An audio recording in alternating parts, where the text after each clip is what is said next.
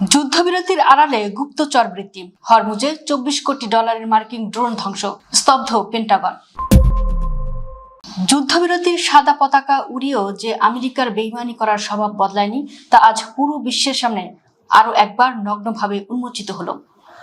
2 সপ্তাহের সাময়িক যুদ্ধবিরতির আড়ালে হরমুজ প্রণালীতে পারস্যের উপর নজরদারি করতে এসে আক্ষরিক অর্থে সলিল সমাধি লাভ করেছে মার্কিন সামরিক বাহিনীর অন্যতম সেরা অহংকার MQ-4C Triton drone.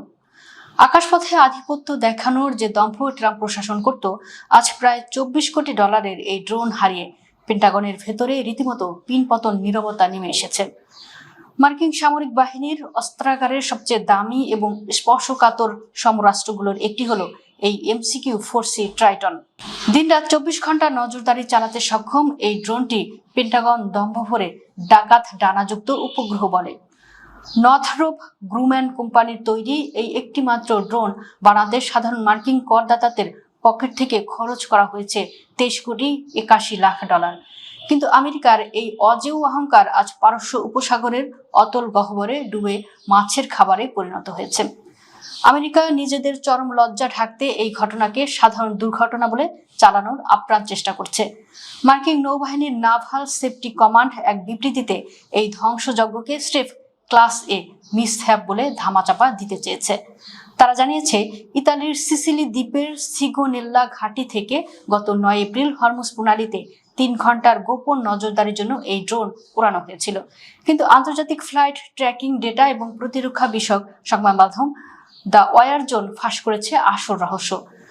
Radar data বলছে, ড্রোনটি প্রায় 50,000 ফুট উচ্চতায় থাকা অবস্থায় হঠাৎ করে জরুরি বিপদ সংকেত পাঠাতে শুরু করে এবং চোখের পলকে 10,000 ফুটের নিচে ছিটকে পড়ে। এরপরেই রাডার থেকে চিরতরে মুছে যায় পেন্টাগনের $24 কোটি এই অহংকার। সবচেয়ে চাঞ্চল্যকর বিষয় হলো, এই ড্রোন ধ্বংসের সময়কাল যুক্তরাষ্ট্র ও ইরানের মধ্যে 2 সপ্তাহের অস্থায়ী যুদ্ধবিরতি ঘোষণার ঠিক 2 দিন পরেই হরমুজের আকাশে এই ড্রোন পাঠায় পেন্টাগন। ট্রাম্প প্রশাসন ভেবেছিল যুদ্ধবিরতির সুযোগ নিয়ে তারা গোপনে ইরানের সামরিক অবস্থান স্ক্যান করে নেবে, কিন্তু নাভাল সেফটি কমান্ড ড্রোনটি শত্রুর আঘাতে ধ্বংস হয়েছে কিনা তা নিয়ে মুখে কুলুপ আটলেও সামরিক বিশ্লেষকরা নিশ্চিত যে 50,000 ফুট ওপর থেকে হঠাৎ ড্রোন ছিটকে পড়া কোনো সাধারণ যান্ত্রিক ত্রুটি নয়।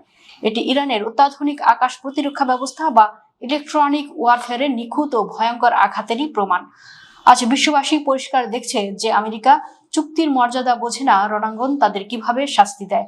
হরমুজ প্রণালীতে আজ কেবল একটি ড্রোনই ধ্বংস হয়নি, বরং চিরতরে ভস্মীভূত হয়েছে মার্কিন সাম্রাজ্যবাদের অজেয় আকাশ শক্তির দম্ভ। $24 কোটি ড্রোন হারিয়ে ট্রাম্প আজ হারে হারে টের পাচ্ছেন পারস্যের আকাশ বা জলসীমায় দাদাগিরি করতে আসার পরিণতি কতটা ভয়াবহ ও লজ্জাজনক হতে পারে।